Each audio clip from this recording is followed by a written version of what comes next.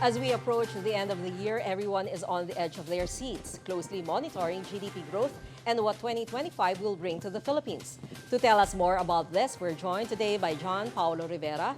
He's the Senior Research Fellow at the Philippine Institute for Development Studies. He will help us comprehend how the economy performed this year and how it will affect the country in 2025. Good morning to you, John.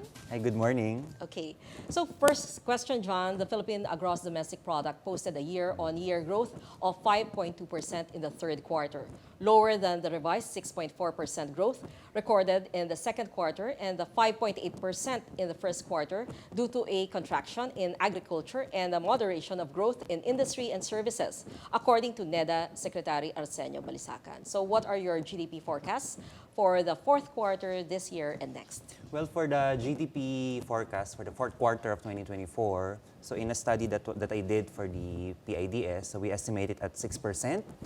Fourth quarter growth because this is driven by the consumption during the holiday season. As we all know, the Philippine economy is driven by consumption, particularly in the last quarter, due to the holiday spending of our Filipino people. But for the full year, since at 6% fourth quarter, we're looking at a 5.8 to 6% full year growth of the economy for 2024, primarily driven by infrastructure spending by government, consumption, and of course, the investment. Okay, so that's the basis for your estimates? Yes. Okay, so which sectors are you bullish about for next year and why? Okay, I'm very bullish about, number one, the construction sector, which will continue to boom given the government projects, both public and private, as well as the boom again in the business process outsourcing, as well as the growth of tourism, both local and international. That will drive the 2025 growth of Philippine GDP. Other than that, any other sector? Any other sector would be the manufacturing, the production. It's because, as we all know, 2025 is an election season. Right. So there will be spending on different areas that will drive up the economic growth, particularly in the first quarter of 2025. So we should seize the moment. Yes. Yeah, this is very welcoming, at least. Okay. So in terms of inflation, the overall inflation increased to 2.5% last month from 2.3% in October, bringing the average inflation rate from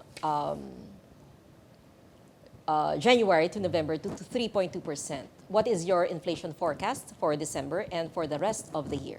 Well, historically, the inflation for the holiday season, particularly in December, tends to be on the uptrend.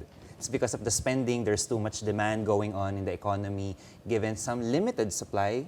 That's why for December, we're expecting a slight uptick in inflation driven by high consumption.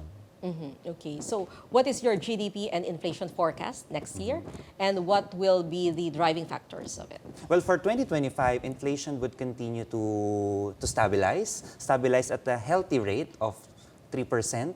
It's because of the impacts of what our Bangko Sentral ng Pilipinas has been doing to manage inflation, which we call that inflation targeting.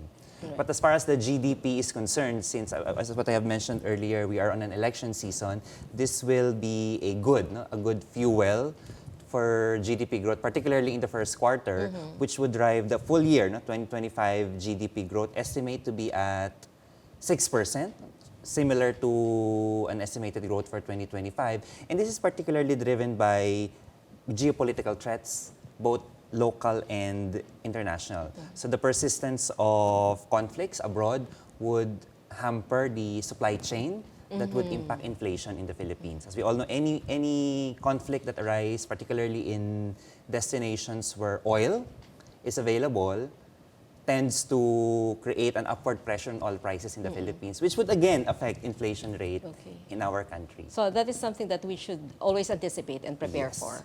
Okay, then we were conversing earlier, so you mentioned also that inflation is not entirely bad or good. Well, definitely good, but there is a healthy range. Yes. So what is this healthy range and how can we manage to sustain it? Well, the healthy range of inflation, according to many economists and according to studies as well, is around 2 to 3%. Managing this inflation would allow both the demand side, the consumers, and the supply side, the firms, the companies, to be able to meet halfway in, okay, we're going to sell products at this rate, and consumers are also able to purchase it given their ability to buy, given their income. So that healthy rate allows an equilibrium, a status between the suppliers and the consumers that they're able to continue their purchases and production. Okay. And you mentioned earlier, next year, it would be not really a challenging, but an exciting one because we are going to have our midterm elections. Yes. So in terms of inflation, you mentioned also that this will only be momentary. So how can we sustain it further Well, beyond the elections? Well, as mentioned earlier, the election season is a good fuel for the Philippine economic growth because it fuels consumption, Right. it fuels expenditure. However, it would be a challenge to sustain this growth into a more productive growth because the growth driven by election spending may be temporary. We're not always on an election season, but it would be up to our elected leaders this coming midterm election to sustain that growth through productive projects, productive initiatives that would allow the Filipino people to benefit from this so-called economic growth that because most Filipinos would say, the Philippine economy grew but we do not feel it. It's a challenge for our incoming leaders to be able to provide the Filipino people the benefits of this so-called economic growth. Yeah, so that's very, very crucial to elect the right of officials in office. Very Yes. important so that they can do something to be a policy makers would be able to do something so that this growth would diffuse to everyone. Okay. So for the last question, do you see any impact of the news that Land Bank has given funds to the Maharlika Investment Fund? Well, as long as the liquidity is still there and the dashboard of Land Bank says that they still have enough capital, there's still capital adequacy, then we should only be able to monitor the liquidity status of the entire financial market of Land Bank so that we are sure that the financial system is able to respond if ever an external financial risk would happen driving the sector to a crisis. I mean, just be very cautious, be able to monitor sudden changes so that we are prepared to cash out something to protect the financial sector.